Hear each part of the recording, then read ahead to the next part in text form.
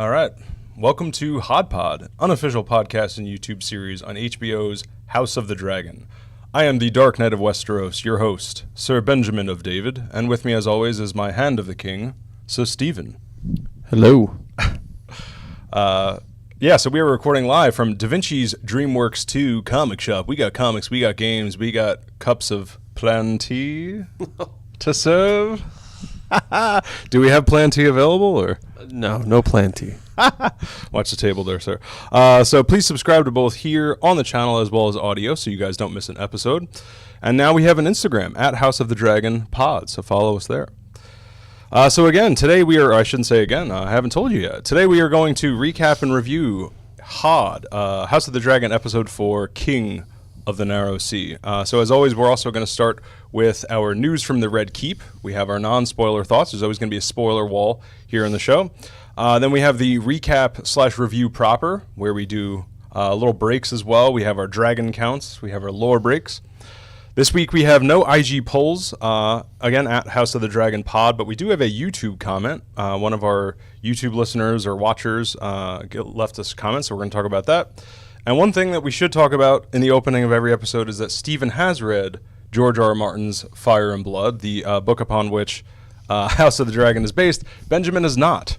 So there are things that any Game of Thrones podcast you got to have, and someone who has read the books, and then maybe someone who has not. But you got to have someone who's read the book. So just wanted to cover that. And before we begin, real quick, episode 3, if you're wondering here on the channel, if you just watch the podcast, you don't listen to the podcast, that's okay. But if you're wondering where episode 3 was, we had some technical difficulties last week. It was also Labor Day weekend last weekend. So if you want to find our non-spoiler thoughts for episode 3 of House of the Dragon, that is audio only right now, and then we're going to complete the rest of the episode this week audio only. So definitely subscribe on or follow on Spotify and check us out there. So, Stephen, let us begin with news from the Red Keep. So I don't know if you heard this, but Miguel Sapochnik, who is one of the showrunners of House of the Dragon, has left House of the Dragon. Yes, I believe as a showrunner. I think he's going to be listed for season 2 as a producer or executive producer. Yeah, he's still on as an exec producer. He's just not showrunning. So we talked about in the intro episode of our podcast here, there's executive producers and there's showrunners. So not every executive producer is a showrunner, but every showrunner is an executive producer. So if you are a showrunner, as it sounds, you're running the entire show. As we talked about, Miguel Sapochnik in this case is kind of the directing arm of House of the Dragon, whereas Ryan Condal is the writing arm. He knows all the lore of George R. R. Martin. He's the main writer.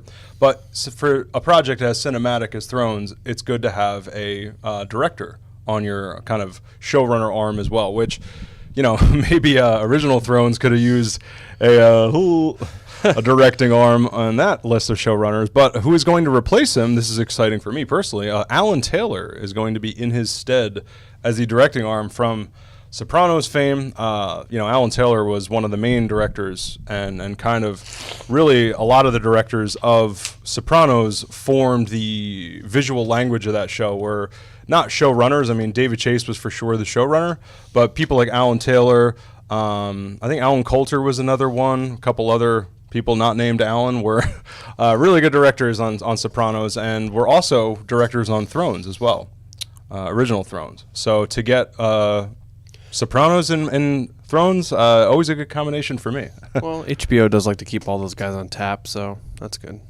That's true, and people like Terrence Winter, who was one of the main writers on Sopranos, like he was a showrunner on Boardwalk Empire. So yeah, you're right. HBO kind of has their people, on different shows. Makes sense.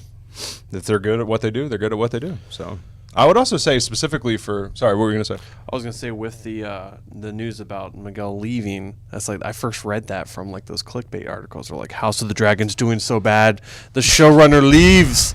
He leaves before the season is completed. Like, what? And of course, there's a lot of those out there trying to convince you don't watch House of the Dragon because it's bad. Oh God, I love clickbait stuff like that because it's like instead of. Yeah, whatever. I agree is the point. And also before we hit our non-spoilers, I wanted to talk briefly about behind-the-scenes stuff. So we have talked in several of the episodes now. There's, for every episode of House of the Dragon, there's these, they're called, I think, the House That Dragons Built. And it's this series of behind the scenes for each episode has like its own 22-minute behind the scenes, which is really great. Highly recommend watching these. And one of the things they talked about, I think we might have covered it in episode 2, is that they shoot in the volume, like the super high tech, the kind of the modern version of the green screen. And man, the volume stuff for this episode, seeing it was really cool when like that opening scene that we're actually about to get into of when Rhaenyra has all her suitors, the hilarious scene. Come, anyone from age 70 to 12 is going for the hand of the princess, and seeing them in real time switch the backgrounds of the volume, and like these actors are standing there, and it just looks like what you would see on screen, and then all of a sudden it's just like bink, and it switches the background in real time, and it's just really cool. And one of the things that the director of this episode was saying, a female director, which we're definitely going to get into, but they interviewed her, and she's like, it's just so cool to have the actors now be able to react to the background, whereas with green screen there was nothing to react to. Right. Yeah, and that's a big deal now. Like, you can get more genuine reaction than having to train them into doing it. So that's pretty good. You can get a lot of new people up there. So you're saying it's better to have an actual dragon to look at than a tennis ball?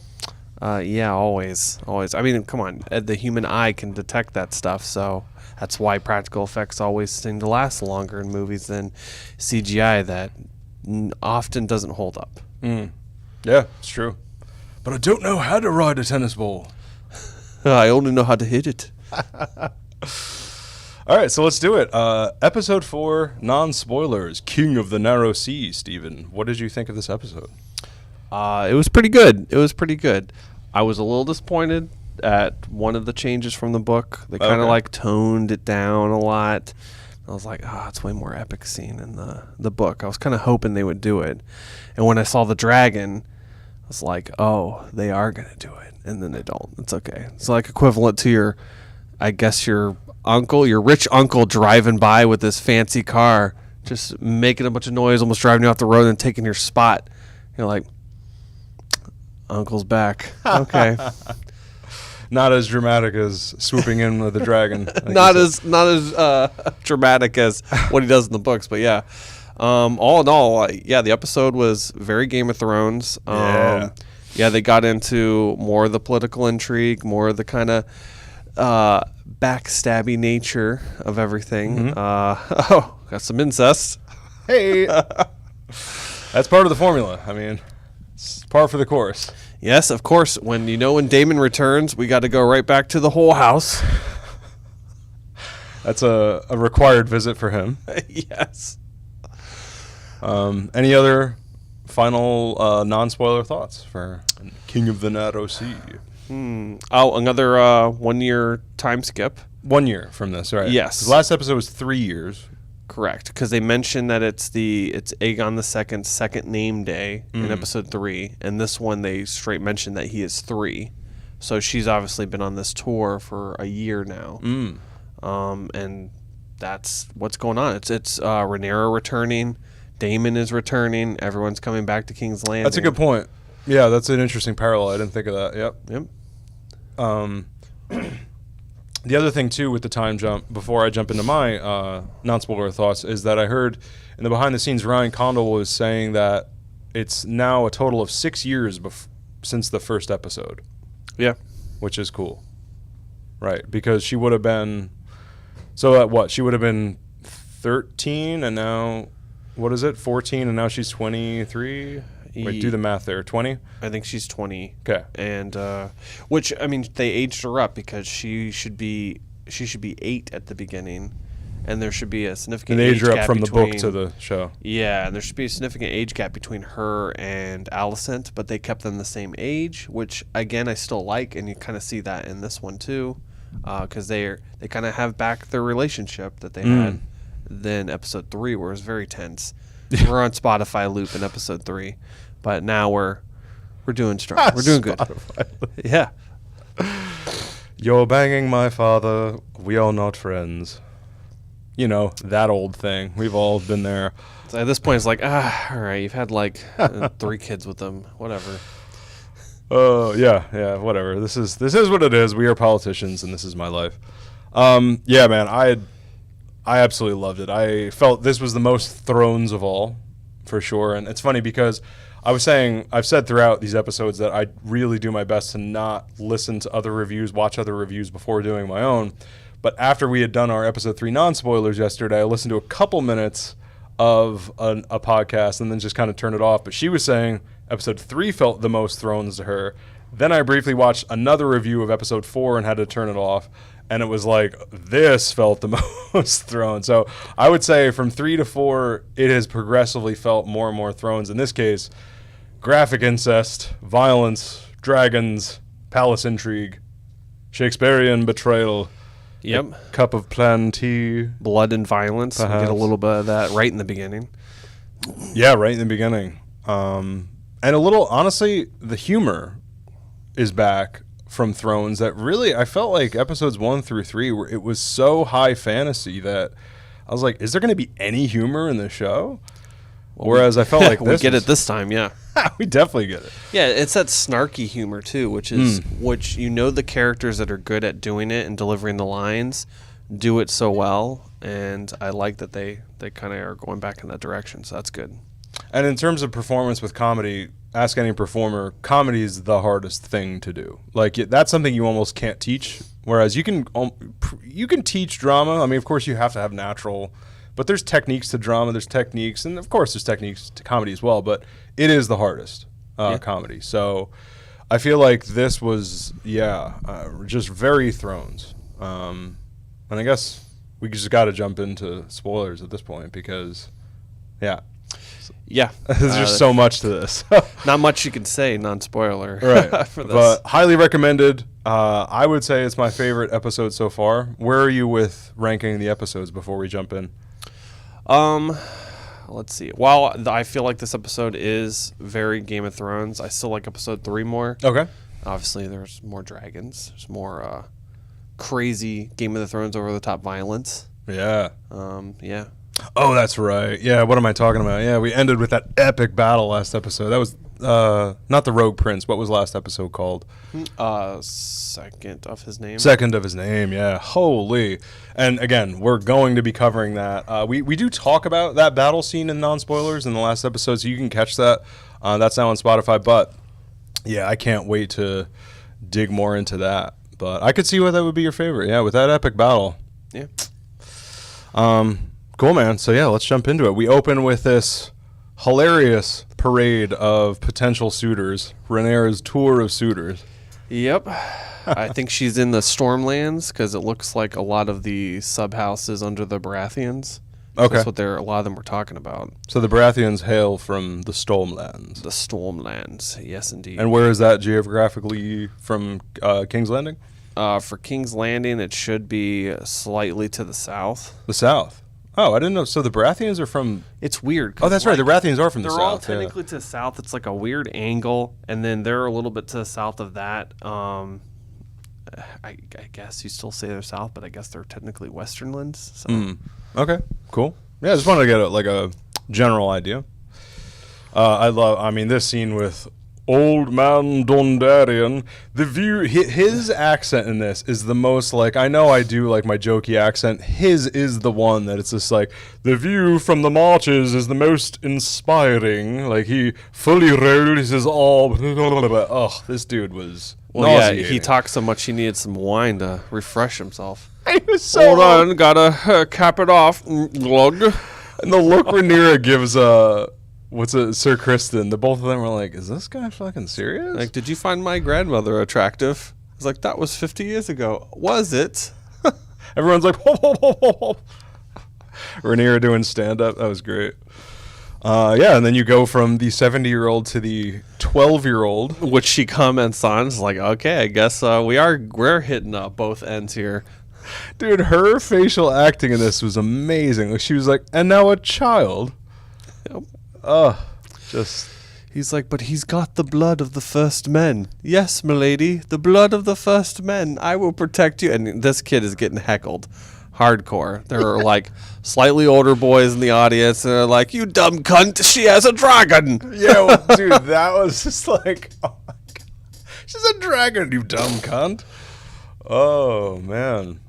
Yeah, That was pretty great. Yeah, that little kid though, he does have the blood of the first men because he draws a sword. He's like, "Let's go," and you're thinking you can hear him sword clashing when they leave, and you're like, "All right, that little kid's gonna get slain." Especially when you hear that someone got stabbed and fell. It's like, "Oh man, that little kid get wrecked." Yeah. You turn around, nah, he wrecked him. He wrecked the bully easy.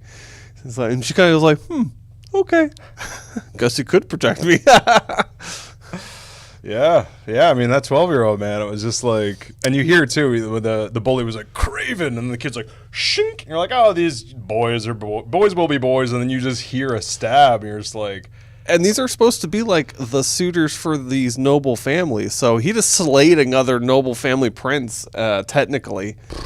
And so, man, he's going back proud. He's like, oh, so what happened? Were you denied by the princess? Like, yes, but I did kill that little bitch from the house next door. I slayed him. my question is, where is the anti-bullying coordinator of the school here? Like, where, no one's stepping in, you know? Oh, there isn't one. This is still like the old gods, but I guess the birth of the seven. I don't know. They don't really. We haven't hit that Game of Thrones super hard religious aspect yet, but they kind of handle their own shit. And when you just hear him too when they're clanging swords, he's like, "Sheathe your steel, you twat." Sheathe it in your belly. Yeah, it got sheathed somewhere. So then we have we're coming home from the tour. What would you call it? It's like I just kept thinking every time they said tour, like as if it's some band touring Westeros. I mean, that's kind of what she's doing. She's literally got to go out there, get all the young men and old men thirsty, and find one that seems appealing to her.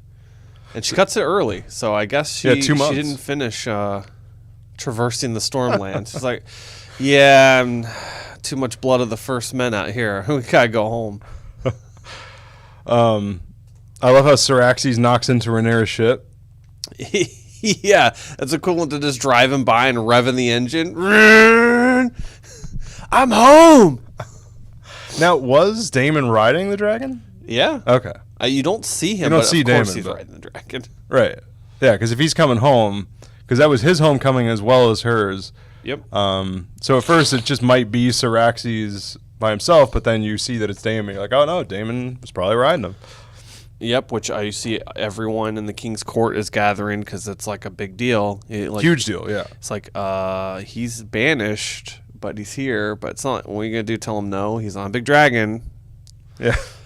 Can't tell this guy no if we wanted to. boy. So. There's a lot of you can't say no in this this episode. Hey. Yeah, so Daemon's return, again, huge deal. I love how they had, as everyone's kind of assembling into the throne room, the Dragonstone motif is playing, which I just love that they keep that music, that musical DNA from Thrones into this. You know, when Daemon walks in, Rhaenyra's just right away way into this dude. Oh yeah, You can instead of just see being it in on her face. instead of being in her position in the court, she's in the back, so she's the first to see him, and then kind of like walk along through the crowd, staring. Oh, good point. So that's Yeah. why, right? Because I was tracking her, tracking him. Yeah. That's what that was about. Okay. Oh yeah, because she wouldn't be that far back. That's like an order of stature, so she would be like right up in the front. But she also, I felt like, was also kind of hiding from her dad because her dad kind of saw it. She was there. He's like, "You're not supposed to be here yet." Looking at his calendar, and you don't have a suitor. They're all standards here. Interesting. I said you could pick your own dude.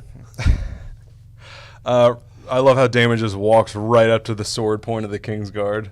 Yep. It's like, dink. Throws the crab feeder's hammer down. Add it to the. Oh, that was the hammer. Yeah. Right. Oh, yeah. Which is his device once again for staking the dudes. Yeah. Yep. He's like, so I hear they call you the King of the Narrow Sea. Yeah. What did you think of the whole King of the Narrow Sea thing? Yeah, I mean, that's very accurate to what happens. He does get crowned King of the Stepstones, King of the Narrow Sea. Now, what is that? So the citizens of the Stepstones who were kind of being invaded by the crab feeder are now kind of rewarding Daemon with freedom or something? Kind of just declares it himself because he's basically the one who ended that. Right. So he does the crazy plan, kills the crab feeder, and just keeps capturing and lighting corsairs on fire. Basically like, yeah, they ain't coming here ever again. And the Corsairs are the soldiers of the Triarchy who are the crab feeder people. Yep. Okay. Got it. And that was so badass, too. He's just like, well, what's happening with the Stepstones now? And he's like, 2,000 Corsairs are staked to the sands as a warning. Yeah. Being fed to the crabs. And it kind of get the feeling that with how he showed up, because obviously the fighting's over, that he's bored. And that's exactly what happens in the book. Good point. He rules the Stepstones for a year, and he's just bored with it. And he dips. He's not a politician. He's like, I'm tired of this. This is stupid. He just likes to fight, get drunk, and whores.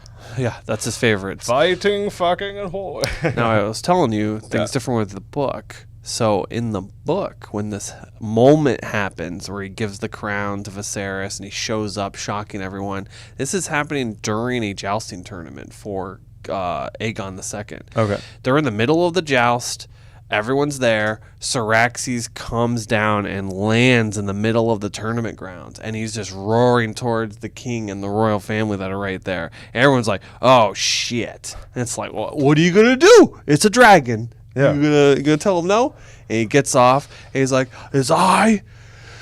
I've come for an audience." And he's like, "Oh boy, this is about to get bad." And he kneels and gives the crown to his brother because he wanted to prove that he is basically that Otto Hightower is a shit talker. He's like, "I could do stuff. I can get things done. Look, I did." He's like, "And I don't need the Stepstones." And you still kind of get that feeling from that because, again, he throws the crab feeder's hammer to them. Mm-hmm. He offers him the crown. Yeah, and Viserys welcomes him back because Viserys loves his brother. He's like, he didn't really want to banish him, but he's in that position because, the court is like, dude, he's like Maegor. He's evil. He's bad. Otto always being Otto. Yeah, which makes their and I have something on that in just a sec. But I that is what makes their relationship interesting, Viserys and Daemon, is that politically, they're not getting along, but they're brothers and they have all the fucking power in the world. So it's like, no, I still love you. You're my brother. You can come back because I can do whatever I want. Yeah. And defends him even politically. He defends him because he knows Daemon's smart. He knows Daemon has political use. He's just not a politician. Yeah, I mean, he's defended him since like the first episode. So I mean, that's what he does. And then like you said, dude, Otto Hightower shooting daggers at Daemon. And I, by the way, I can't believe I haven't brought this up yet. I cannot wait for Daemon to brutally take out Otto Hightower. He's got to be the one. Don't say anything from the books. We try not to spoil things here. But man, am I looking forward to someone, and I'm really hoping it's Daemon just slaying that asshole. Steven laughs. That's all he can do. That's good. Don't give anything away. So then we have our celebration after Daemon's return. That was, again, the humor. It's funny, like, Viserys is drunk as he was last episode. And Lady Alicent is just... You want to see the new tapestries? He's like, no, you dumb twat. He doesn't want to see tapestries. He wants to see holes. It's like, I know my brother. Do those tapestries have holes on them? No. Rhaenyra's like, I want to see new tapestries. They're like, ew, you're not supposed to be here. Where's your suitor? And then Rhaenyra once again, she's like, I'd like to see them alone. It's like, damn, she's still just... Alicent, you're banging my father. We are not friends. They were much closer this time. They sat down on the bench. Yeah, just moments after that. Talk. That's when they had their, Because I think she'd been away the whole year. She'd gotten over herself. Spotify playlist got boring. And then, so she's ready to reconnect. You can't, I guess, destroy the 15 years of friendship they probably had together. Mm-hmm. So, yeah. That's a good point. Alicent and Rhaenyra, I love how Rhaenyra's just like, how romantic it must be to be locked in a castle and be expected to squeeze out airs, and Alicent just stares into space. Yeah, like... And again, the physical acting in this, I always love this about Thrones, the subtle, what people don't say. This was a big thing in The Sopranos, too, that, it was almost a theme of that show that almost no one was saying what they meant. Pretty much everything that was said was something that they didn't mean, but they were saying it to either keep the peace or to get an advantage on someone else. But performance is, you also can't hide faces. Not everyone's going to have the best poker face. So when you have moments like this, Rhaenyra is sorry for saying that, but says nothing. She doesn't say, I'm sorry. But you could see in her face that she immediately feels bad for saying that. Yeah, I didn't take it as like a specific slight against her. I think I. Oh, you don't think that was like, directly to Alicent? No, I think it was more like her stance because she's being expected to do that. Good point. And she's hard against it, and that's like her. That's her big thing. She's like, yeah, I don't want to be locked up to have to squeeze out heirs. I want to do what I do. I'm a dragon rider. I should be able to do everything I want to do. And you notice too, like it hasn't been since episode 2 that she's got to ride the dragon. Yeah, good point. Which is what 4 years have gone by that we've seen her. Yeah, so yeah, she's constantly having to fulfill her duty, and so I think it's like, and Alicent realizes this too. And because Alicent understands her point of view, because she talks about no one's here for her, the loneliness of always just wanting to do things alone because, everyone's there for Prince Daemon now. And she mentions how Alicent mentions that she has no friends. She feels like she has no one in court. Yeah, that's a big theme of this episode is her queen. Not. Yeah. And, Rhaenyra's sassy and doesn't really look at her as the queen. She's always Alicent to her, not the queen. If she ever addresses her as queen, it's because she's being sassy right back. Like, yes, are you saying this as you or as the queen? Yeah. Okay. You outrank me. Yeah. But yeah, they have a clear understanding of one another. Yeah, no, it's interesting to see, especially with the time jump, right? That was a good point to bring that up. And she even says, she's like, to myself, I'm Lady Alicent, but, to everyone else, I'm the queen. Yeah. Then we get Daemon and Rhaenyra in the Kingswood. And this is, I use that creepy voice for a reason. Speaking of Kingswood. Or no, not Kingswood, the Godswood. They're in the Godswood. Yes. The Kingswood was last episode, which I had a corny joke about that too, but we'll get to that one. We covered that episode. But yeah, a great shot before the whole scene kind of unfolds.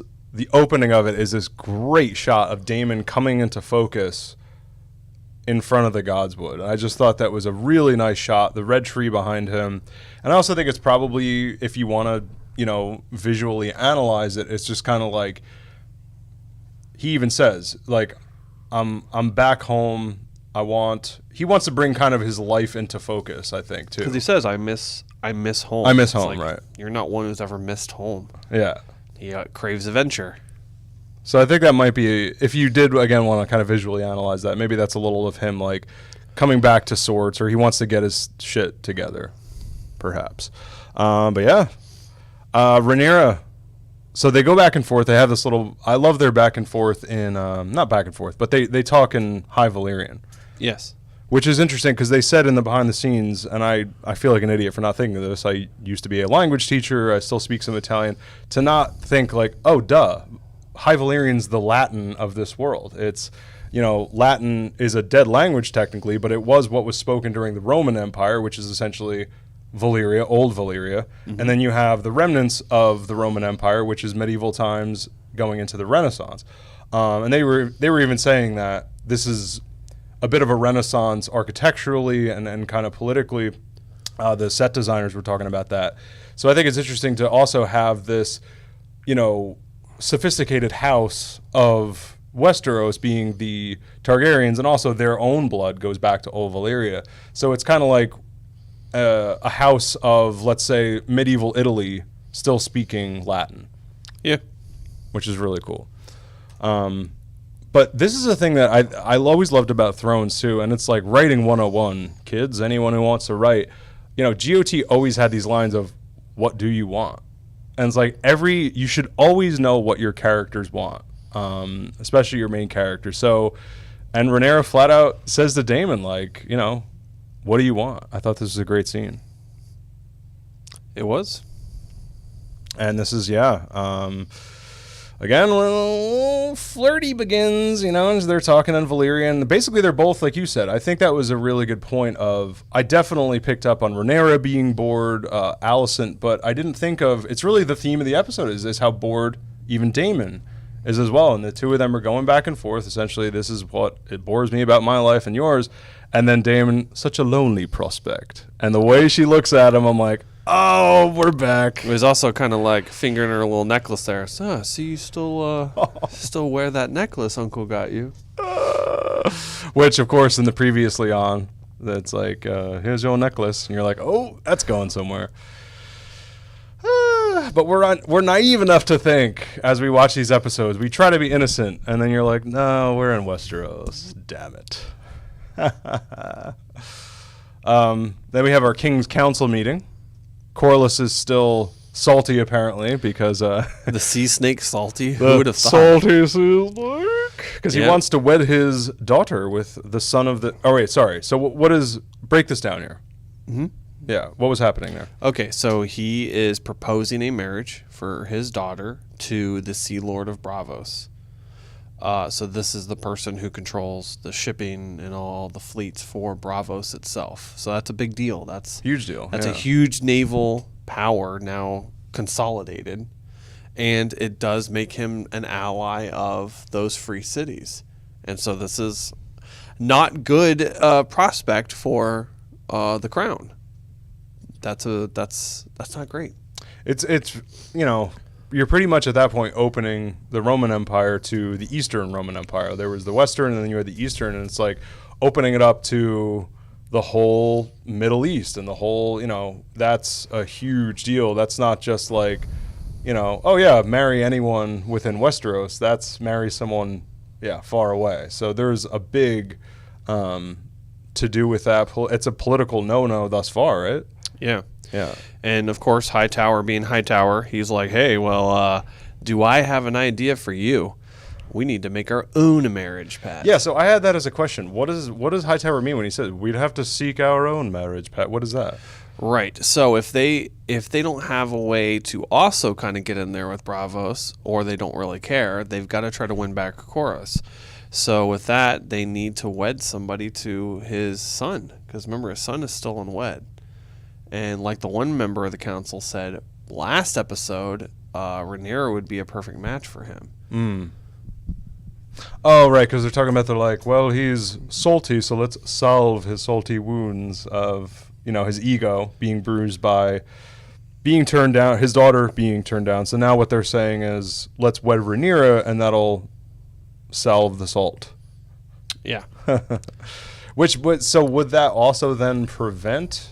Is that also in hopes to prevent the daughter from being wed to the Sea Lord?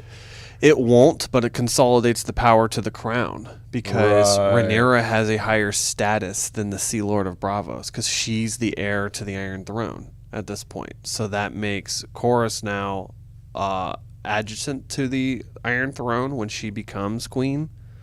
So obviously that looks a lot more appealing than just being wedded to a pirate, essentially. Oh, and also the whole what he says at the so this is okay. So this is what goes back to what he says at the end, which is, with the power of the dragon and the navy will be set. Mm-hmm. Okay, all right. I just want to make sure because the term marriage pact, I wasn't. It also sure unites what that meant. the dragons, because Valerian has their own set of dragons as well, which we've seen because they have Sea Smoke. They have several others too. Who's your boy? Yeah, and That's Steven's favorite dragon. It is. And the Targaryens have their own set of dragons. So they each have dragons, but being in two separate families, they don't have them consolidated. So that marriage pact between them, that's literally a navy and all the dragons. Wow. That's a big deal. Yeah, that's an Air Force and the Navy. So, yeah. Nice. I thought there was a great transition right after this from this council meeting. So they cut to Lady Alicent and has her royal babe who's crying, and she's overlooking, again, bored in her tower, and a high tower born in her tower. And then it cuts to Rhaenyra, who can still hear. So there's this really, like, this whole episode, by the way, and I didn't put it in my initial non-spoilers, I really meant to say, the editing in this episode is fucking stellar, dude. Like, editing, anyone interested in editing, watch this episode of House of the Dragon. It is so on point. And yeah, scene transitions are specifically with transitions, which we're going to definitely get to soon. But like that transition specifically between bored Lady Alicent to, you can still hear the baby crying, and then it cuts to Rhaenyra walking through the Red Keep, hearing the baby crying, and then going into her room of like, you know, a woman with no freedom at all, cut to the woman with all the freedom, and has to pass through a super hot night, which of course figures into the rest of the plot. So, I mean, the whole thing was just perfect. That whole sequence, I thought. Oh, yeah. And so as she's like winding down for her quiet imprisonment essentially as well. Yeah. Somebody left a bag in her room. Yeah, what's this? It's like, ooh, some peasant clothes, and they smell of she piss. smells them, yeah. It's like, ew, ew. And it's like, then there's like a weird like map. It's like, what is this? She goes looking at panels, and then blammo. Secret passage, which we know that they're secret passages because they use them in Game of Thrones. That's right. And Maegor the Cruel, quick lore break, right? We talked about one of the episodes that Maegor the Cruel was the one who had the secret passages built in the Red Keep too, because he was pissing off so many people.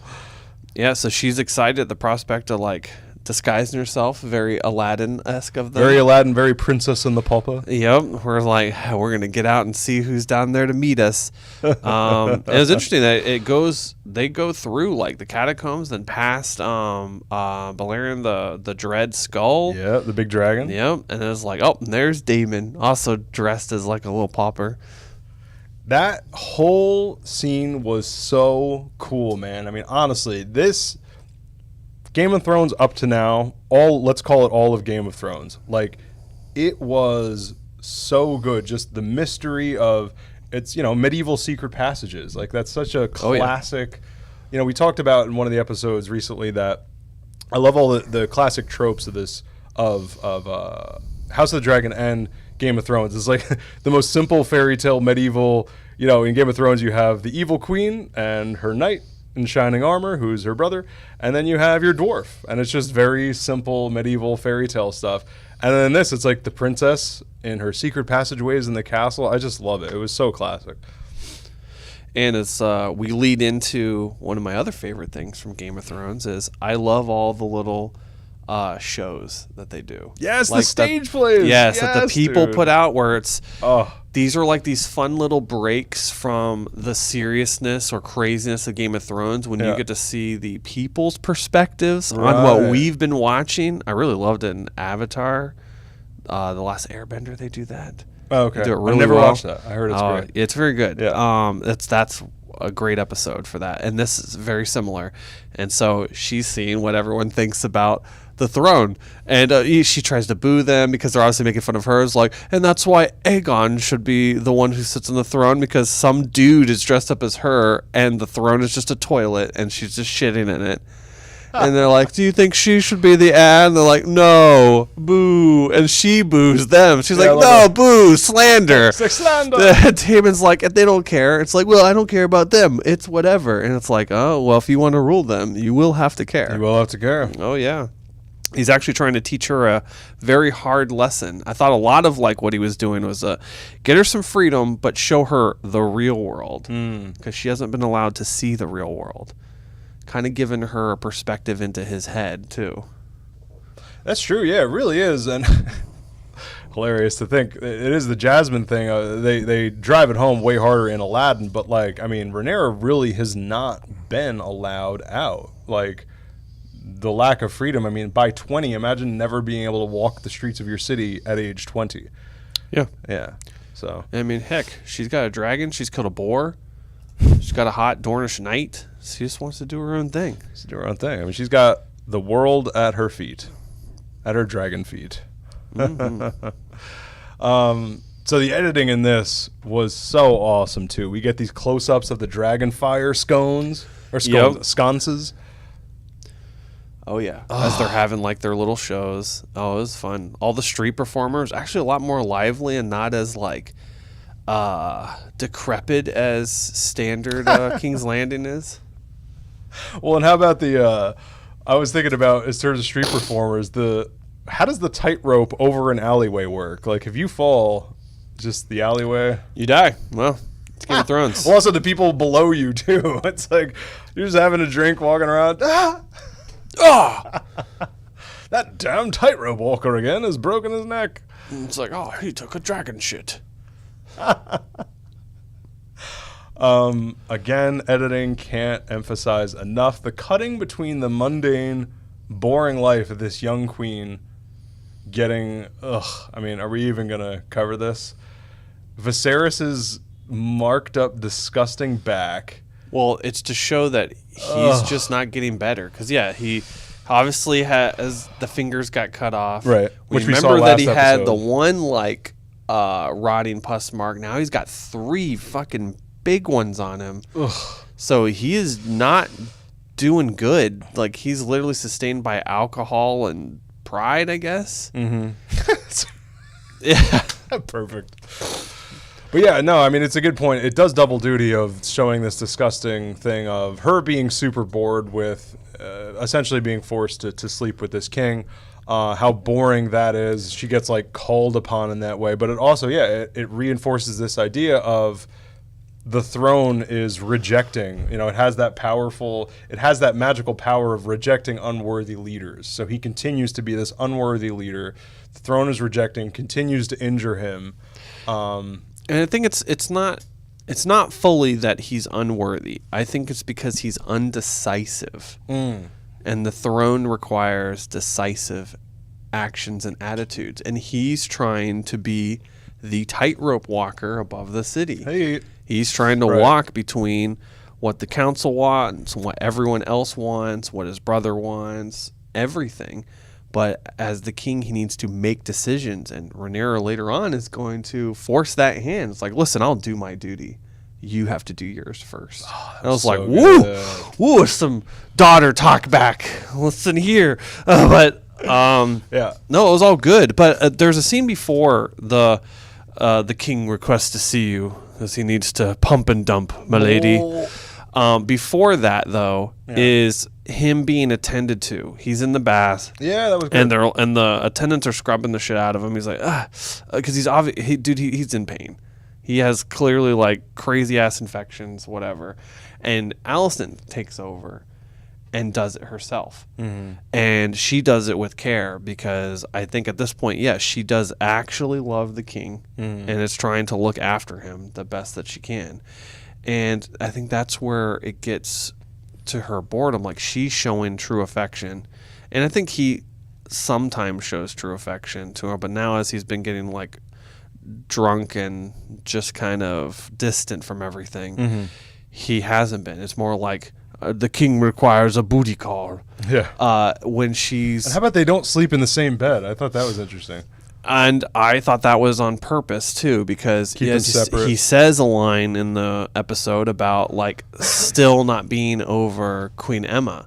Because, like, he's actually in love with her. So, and it's like he'll never truly be in love with Alicent, but he appreciates her comfort and love that she puts out. And that's the thing. Like, she's just sitting there, bored, looking at the ceiling, getting pump and dumped. Oh. By old man infection. Yeah. Did you notice the orgy frescoes on their walls? On whose wall specifically? Dude, in Alicent Hightower's, like, the Queen's Chambers, I guess it is, there's, like Greek orgies and frescoes. Like, it's definitely people going at it in murals. I did not. Yeah, check it out. I paused it, and I was like, wait, is that... What the... And it's like 20 people, just all kinds of Kama Sutra looking Greek. Maybe that's how they train the queen. Maybe it's an instruction manual on the wall. It's like when you walk into a classroom and I don't know how to ride, Dick. It's like, just stare at the wall long enough, you'll figure it out. Look at Magel's frescoes. They'll teach you.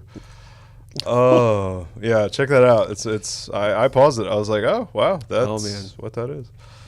Oh, yeah, Rhaenyra stealing food. That was fun. Yeah, it's so like, lady, we have to actually pay for this. Is like, yoink. He's like, chill out. I'll go get her. I mean, him. I'll fetch him. She was so impressed that someone actually called her a boy. Get out of the way, boy. It's like, I got called a boy. Called a boy. Everyone fawns over my femaledom, and now they think I'm a male. Oh. But that I was just waiting for her to look at the camera when she stole that thing. Like, one jump, head of the hitman. So Aladdin. It would have been better than the live action Aladdin remake. Oh, did you watch it? I didn't even watch it. I did. Is it as bad as? It's not great. What? It's not great. Why do they keep doing this? Listen, you got Mufasa to look forward to. Yeah, Mufasa Origins. 'Cause everyone wants the live action origin of Mufasa because we all have nostalgia for that. Hello. We got to get the origin of Scar's name. Who could possibly care about that? It's unreal. Disney fanatics? Anyway, back to a prequel worth making, not a prequel of a remake of something worthless. Yes. And actually complete, unlike Song of Ice and Fire. Yeah. So, here it is. This is the real business here. We are at the Pleasure House sequence. Go for it. You know, Damon takes I'll let her you on take this one. Yeah, Damon takes her on a night of the town, takes her to a show, steals some food. Dinner and a show, yeah. Runs amok. He's like, oh, yeah, now. Oh, she gets spotted, too, because one of the gold cloaks spots her and realizes it's the princess right away. Yeah. He's like, who are you running from? Princess. He's kind of like, all right. And then Damon walks up. Well, I took that as he saw Damon. That, too. And then she's like, don't engage. And that's why he left her. Because otherwise he would have just taken her back home. I also looked at it as like, oh, okay.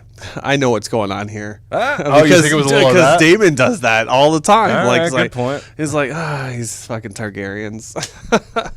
Always in disguise, going to whorehouses. I know this old trick. Yeah, so Damon does take her to his favorite whorehouse. He's just walking in, people are banging. But then he takes her to the decrepit bowels of the whorehouse, where it's the full-on... pleasure den? Sorry, Okay. yes, the bottom of the pleasure den, so we can see everyone is going at it within rhythm. Within rhythm? Yeah, and do like that. Boys on The boys, behind the girls on scenes, girls. the behind the scenes. Millie Alcock's like, yeah, everyone was in rhythm, and I felt overdressed. It's like, oh boy.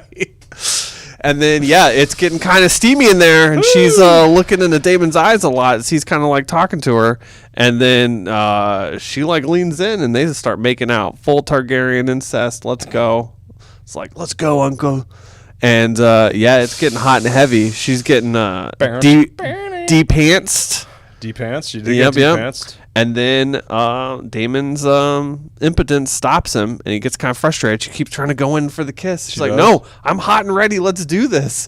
I'm in the middle of a pleasure den full of orgy contestants, and the Targaryens have got to win the prize.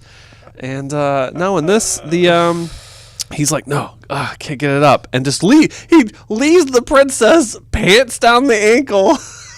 Like fucking shirt completely unbuttoned. It's like, bye. It's She's like, uncle. Like, okay. So gets them pants on and she gets back. And she doesn't even go back the secret entranceway. She goes back through the gate. Front door. Yeah, through the front door. Runs in, runs past Sir Kristen. Kristen's like, what the fuck? And then goes inside. It's like, what? How did you get out of the room? Oh, that's true. Yeah, from his perspective, he's like, when did you leave? She was still in there. And what are you wearing? Yeah. It's like, what? What? It's like, princess, are you all right? Knock on the door. She opens the door. This grabs his helmet. Literal helmet, guys. Don't think too much into that. And then is playing a little keep away because she's obviously a little hot and bothered She's right a now. little hot and bothered, and she's got a hot night. She's like, "Oh, I'm about to do something bad." It's like something has awoken. Making out and wanting to bang my uncle isn't bad enough. We're gonna bang the night right now. And he's like, "Oh God!" She's like, "Princess, okay, no, just give me back my helmet." It's like, no. He drops on the ground, starts taking off some of his armor bits, and the look on this dude's face, he is just like, oh God, I can't say no, I can't say yes, I have an oath, this is bad. His physical acting was so good. Like, he looked uncomfortable, but he also looked like a dude that just wanted to go at it. He's like, oh, he was ready. He's like, this is what I want, but I can't, no. The Dornish inside is like, I must be free. But Yeah, the Dornisher hose. Yeah, Yeah, and he They're looked very sexual. He looked very like the saddest moment for him is definitely when he's taking off the cloak and he folds it up and he's like bending over, putting it down. He's kind of like, oh, there's my oath right there. Yeah, he's physically bent over. Yeah, and he's fully contemplating now. He's like, all right, I've gone too far. I haven't gone too deep yet, but I will be in about 5 seconds. Turns and just hard makes out with her, and then close her off. They're on the bed. Here we go. And Rhaenyra literally pushes him down and takes full control. And obviously behind the scenes, this was an interesting thing because this was the female director. And she specifically wanted to have it from the point of view, from the woman's perspective, which is very interesting because you can tell from the shots in the pleasure den the things that they were kind of focusing on, which was women receiving pleasure than just the standard Game of Thrones scenes where it's normally women just getting banged doggy aggressively. Yeah, it's usually doggy, usually aggressive. Usually you see nipples. I noticed there was no nipples in this. Other than the pleasure house. But I don't know women. if we saw any. Yes. We did from them? Yeah, there are some there. So it was just Rhaenyra we didn't see. Because they very cleverly were blocking stuff out, I thought. Like, it was graphic, but not like Thrones tits. It was like a film style lovemaking scene. Right. Because it wasn't, there was no aggression to it. Right. And by then, Christian Cole is into it, so don't think like, but my point is that also like, made it feel very female directed to me, was that it wasn't just like, here's the tits. Yeah. Yeah. Yeah, man. I love that it was just like something has awoken in Rhaenyra, so she goes back. Again, it was just so well shot. Like the way she slowly takes off his armor. Pretty extensive sex scene too. Like it wasn't short. No. It kept going, and I was like, I thought you made a good point too of not just again from the behind the scenes female perspective, but you said like she, gets on him, and a lot of it is her on top, which we don't get a lot of in Thrones. No. And so it's her taking her own. And they also didn't just do a role reversal where it's like, no, I'm going to rape Sir Kristen Cole. No, by then he's he's fully committed and he has plenty of time on top. Yeah, that's true. Yeah. They're fully intimate at this point. So, but yeah, it was her. She was in control. She was definitely this is what she wanted. It's what she was going for. It's like, thanks, Uncle. Thanks, Uncle, for awakening that. Awakening the dragon. Left her moist, wanting for more. Okay. Oh boy. Hey. So yeah, again, great physical acting. I also love like these metal mirrors that we have in Thrones because it's not a time of technology where like we have mirrors. It's like pieces of metal that reflect. Yeah, usually silver. Yeah, it's like silver. Yeah, and then it's just such a good shot of the two of them going at it with like that distorted mirror shot. Oh, yeah. Oh, man. I was like, just, again, any director, take notes of this fucking episode. Yeah. And we know that she gets spotted. She's definitely seen some so let's get into that. Some one of the little birds. A little bird sees and they comes to the castle gate. This is all still in the night. Yeah. And Otto Hightower is summoned to hear the tale of the white worm. It's like, this is about the white worm, which is what they call Daemon. Yeah, who's the white worm? That's Daemon. That's what they call him. That's a terrible name. Well, it's because worms are often associated with dragons. It's not worm like M-O-R-M. It's M-U-R-M. Oh, it's like Grey Worm? Yes. Oh, yeah, it does. And so I didn't think of the that. white worm because he's a Targaryen. He's the worm. But yeah, so it's about him. And obviously the news that he gets, and he's like, oh, boy. This is bad. Like, it's the best type of news for him because he's like, ooh, I'm going to get my grandson on that throne. But at the same time, he's like, oh, I could get killed for even suggesting what I'm about to say. So he takes a long time before he gets to address Viserys about the news that he heard. The news from beyond the Red Keep. From beyond the Red From Keep. the pleasure dens. Yeah, I always like to think when watching him get up the nerve to have that conversation was like, I imagine myself like, he was psyching himself up outside like, okay.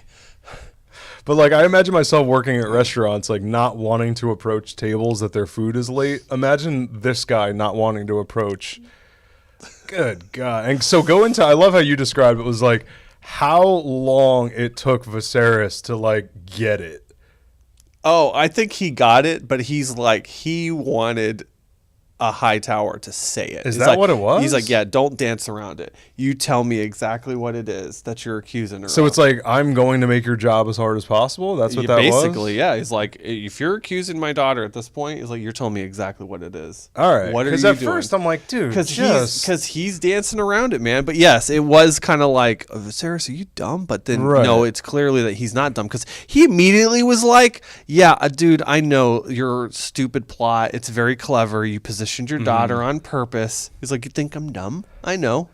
He's like, but she was 15 and way better than that 12-year-old. So it's like, oh God, she had 3 years on that 12-year-old. It's like the best pump and dump I could ask for at night. God. Oh no, Viserys, please. But yeah, he's in there. He's like, listen, Daemon was at the whole house, the pleasure den. He's like, and Rhaenyra was outside the castle. Okay. It's like, and she was also at the pleasure den. Okay. He's just thinking sort of like, yeah. So it's like, and she was there. Okay. It's like, and she was doing stuff. With Daemon. But I guess, I mean, really, if you think about it, he could have just been bringing his niece there, and then they could have separately been doing their thing. So I guess, yeah, to an extent. And I think too, it's like he's having to add. He's kind of reaching to this point too, because all's the witnesses, because that kid only saw her fleeing from there. Yeah, that's the other thing. I'm like, well, no one actually saw them do anything. He did confirm with people who were near the gate that she did come in through the gate, dressed up and disguised. Okay. And obviously there were reports that she was there with Daemon. And maybe they got one of the whores to talk and be like, oh yeah, she was making out hardcore with Daemon. But she didn't have sex with Daemon. So right. Which is it's true. Like, and maybe that's the point where it's like, yeah, so what are you accusing her of? It's like, say it. Don't lead me on, because that's the whole thing. He's trying to just say what he knows. And at this point, Viserys is like, none of that fucking matters to me. What are you accusing her of? Like, okay, she fucked Daemon. It's like, oh, okay, did she? Are you sure? It's like, you questioning my daughter's virtue? And this is where both sides, this is such a Game of Thrones thing. It's also such a good drama thing, period, is when both sides are right. Oh, yeah. I mean, you could debate all day who's right and wrong, and both sides are right. Yeah. It's amazing. Oh, and Alicent's like kind of behind the curtain there listening. So I do like how she goes to talk to Rhaenyra first. So before we get to that, though, because after that, that's pretty much the end of the episode, pretty much. But before we get to that, let's do a quick dragon break. Oh, so who do we get in this episode? We just get Syraxes. Is that it? That's it.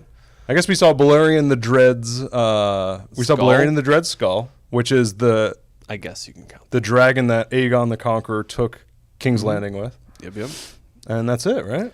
That's it. Yeah, It was very devoid of dragons. Very devoid of dragons, but we got so much other steamy thrones. Yeah. The steam of thrones. The steam of thrones. But yeah, we always have to do our dragon counts here. Any other dragon commentary or anything?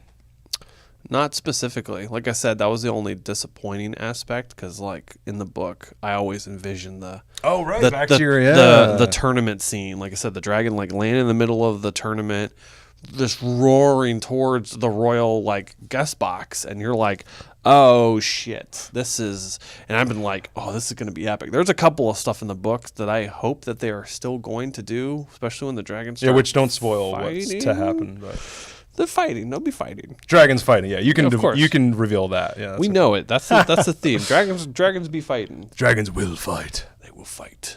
Let them fight. And hopefully it'll be well lit. Hopefully we can see what's happening. Yeah, we've seen dragons fight before. Have we though? Good. So yeah, we got our dragon count, right? Yep. So yeah, let's wrap this. Let's bring this baby home, baby.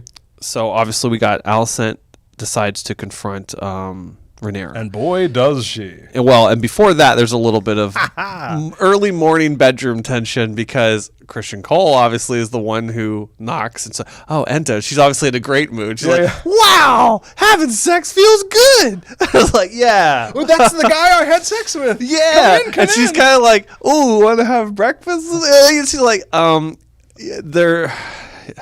the queen is requesting your presence. Typical male reaction. Yeah, I got work.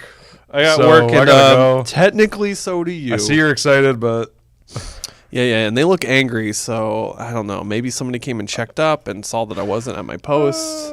Instead, you were on my post. And also, as we've established from episode 3, Kristen Cole fucks because he has that whole much like Pycelle. Pycelle fucks. Kristen Cole.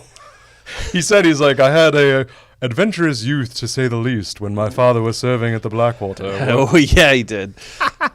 And which means that hot Dornish man definitely, plenty of yes. It's a requirement. It's a Dorn. That's what they do.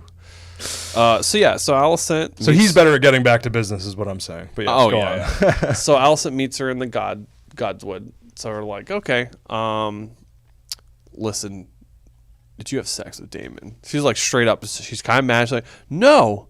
It's like, I did not have sex with Daemon. Well, at first she's like, terrible rumor, and then she's flat out like, you fucked your uncle. I was like, whoa, like fucked your uncle. Right I overheard it. It's like, your father's a liar. My father would never lie. And it's like, it's treason to accuse the princess of impurity.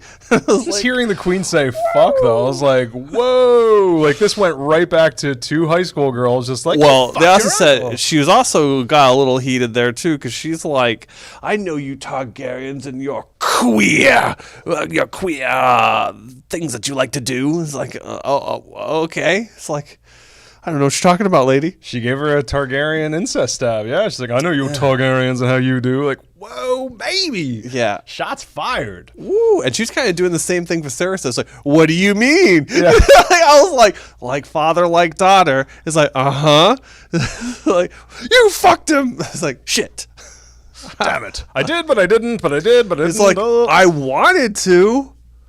It's like he But this is an interesting thing, and this, very briefly go into this, happens on The Sopranos too. There's an episode that I'm not going to get into detail with, but the fact is, something didn't happen, but publicly everyone thinks it did. And the character in question, he's like, look, Tony, it doesn't matter whether it happened or not, because Tony proves that it didn't happen. Yeah. But he's like, what matters is I got to live in the world. Now I look like Joe Jerkoff, because in everyone else's mind, it happened.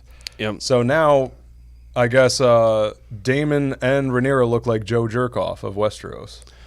Yep, but only to select bunch, because obviously not too many people know. But the point is, what matters is public perception. Yeah. Yes. All right, so let's bring this home, because we only have a few more minutes here. We definitely got to cover Daemon gets his hangover lecture. From his whore that is now free. It's like, am I your prisoner? Like I was real yours? Quick, I mean, again, awful acting, awful work. Yeah. It might not be her work, but it's whatever they're doing to her performance directorially, and the accent work especially is just to her character specifically. Woo. Yeah. So yeah, Damon's drunk, can't get it up. Find it in a bottle maybe. Yeah, not working out too good. So yeah, he stumbles his way obviously back to King's Landing. And when she says pay for the room, is that some like crack shack, like kind of like one of those meth hotels of Westeros? Probably. She's like, pay for the room as you leave. It's like, you pay for this. That was a motel? I found you on the streets. Yeah. It looked like he was like sleeping in a dungeon or something, but yeah, go ahead. And so before that, obviously, now Viserys is going to talk to Rhaenyra, and he questions her.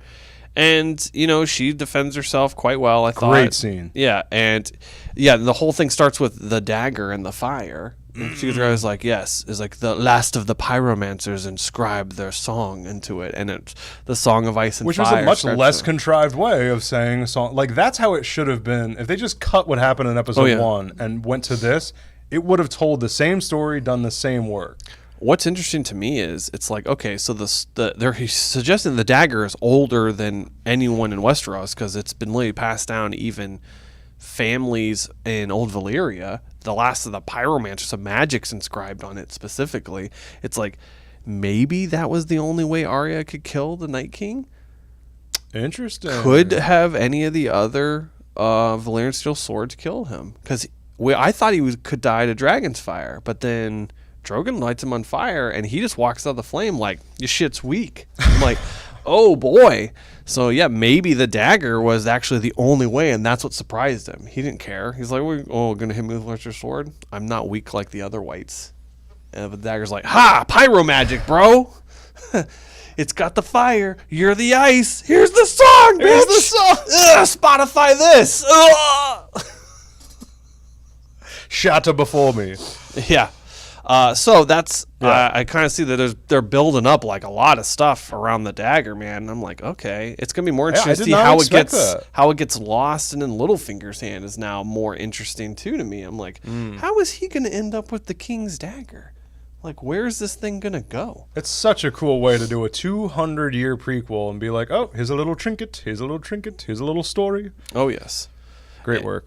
And so yeah, basically he's like, listen, you're without whining and complaining, you're gonna marry Laenor Valerian. Yep. You're gonna do your duty. And he's just yelling at her about it, and she's yelling about Otto Hightower, about how he's got spies following her, and that's distrustful. And eventually she's like, you know what? I'll do my duty. He's like, but you have to do yours as the king. And it's like, and you're gonna do something about Otto. And he does. He fires the dude. He's like, you've done a great service. You can't be repaid for all the things you've done, but I can't trust you. And it's like, and I know you use your daughter to manipulate me, and everything's been a manipulation. You're just trying to get your grandson on the throne. And it's like, I ain't having it. It's like, I may seem stupid to everybody, but I'm walking the tightrope. And it was also it shows you the brilliance of Rhaenyra herself, and who, as a student, who knows her history. She's like, yeah, well, what do you think happened with that previous king? He had his designs on that guy too. Oh, yeah. So Rhaenyra being able to illuminate her father as the king with something that he was too blind to see with history, I was like, damn, this girl's serious. Oh, yeah. And again, she's not just defending herself. She's right about her offensive arguments. Oh, yeah. And then obviously Daemon is brought before the king alone in the throne. He gets his hangover. He's super drunk. Still laying on the floor. The king's like asking him, what is he doing? What did he do? Did you defile? You ruined her. He's like, I fucked her. It's like David Shrimp, like, I fucked her. What are you going to do? You said I could have anything. Give her to me. He's like, wed her to me in the old Targaryen strength. He's like, no. He's like, you're going back to the Vale. He's like, banished again. Be gone. Round two. Get the fuck out of here. It's like it unleashed his dragon because he whipped out the dagger and was like, oh, fucking you right now. That was intense. He's like, just let me fuck the daughter. It's like, oh my God, you drunk bastard. All I did was fuck your daughter, my niece. Not a big deal. Better she learns it from me. When he says that line, I was like, whoa. Better from me. Better she learns it from me. Her uncle. Good Lord. There's probably a lot of uncles out there that are think the same thing. Yeah, there's a lot of real life uncles watching this show going, look, I mean, see, it's not that terrible. Absolutely terrible. Ooh, rough. I'm glad I don't have, I'll say this, I'm glad I don't have any biological nieces. This is awkward shit. Anyway. The episode ends with, Rhaenyra. She's had a pretty fun day for the most part. Probably feeling still pretty good. She might be thinking about how she's going to get Christian Cole back into her room again. Yeah. And then the Maester brains her. Looks like a holy hand grenade. Some teas. Like, what the hell's that? It's like, I took special. Yeah, holy hand grenade for babies. It's like, we took special care in brewing this holy baby hand grenade. It's like, what? It's like, your dad ordered it for you. It's like you said you needed some tea. Some plan tea.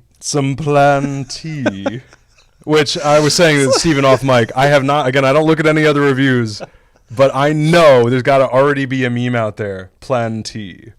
I haven't seen one yet, so that was really good. All right, you definitely get the credit. That's a Benjamin of David original. Oh, yes. And so it's like, it gets rid of unwanted consequences. Wink. Everyone's just not saying it's like, listen, it'll kill that fucking baby. It's like, because you didn't wrap that shit. You don't want Should have wrapped it up, Rhaenyra. You don't want no white worms. And she's just like, oh. No uncle babies or Dornish babies for her. Well, actually, it wouldn't be uncle. No one knows about the Dornish. No one knows. Yeah, no one even knows about that, which is another thing. Like, but that's in her favor. She's like, hey, now that uncle's vanished, they won't know that I'm banging the night. So one fascinating thing about that scene before we go. First of all, again, directorially amazing. Just it cuts to black of her just staring at the Plan BT, and it's just like, ugh. But what's fascinating about that is that she literally has no choice here. Like, pun intended, of even if she doesn't drink it, she has no choice. Because if she does have a kid, she'll have to abort. And so she might as well just drink it. And it's just so sick. I don't think she will, to be honest. But it's also an interesting thing of like, you know, she doesn't have a choice either way. Politically. I thought too, it looked like, you know, her dad was being a little understanding. You know, like how he wasn't surprised if she was going to go to a whorehouse or do whatever. Mm-hmm. She's like, she's a grown woman. She does whatever she wants. But at the same time, she's like, here you go. I got you your plan B. It was like, fucking be an adult. Pour around all you want. We got solutions for this. Yeah, because she tried to say that. She was like, everyone else can father like 100 bastards. Why not me? It's like, because you're a woman. Sounds like a lot of women in 2022, which it's a good time to be single. I'll say that. Great note to end on, Steven. Wasn't that just perfect? I guess. All right. Once again, we are recording live from Davinci's Dreamworks 2 comic shop. We do have to close, or we have to open the shop, so we do have to go. Yes. Again, check us out. We are here in sunny Jensen Beach, Florida. We got comics, we got games. We got A Song of Ice and Fire games, right? We got Thrones-related games. So come check us out. I have been Benjamin. And this is Steven. Thank you for joining us once again and entering House of the Dragon. Nice. And once again, guys, we do have our Instagram. Follow us there at House of the Dragon Pod. Facebook coming soon. This week we didn't have any Instagram polls. We did have a YouTube comment, but we're going to actually hit that next time because I think it'll be better for next episode. Yep. So once again, thanks for joining us. Bye, guys. Open, Steven. Go for it. Steven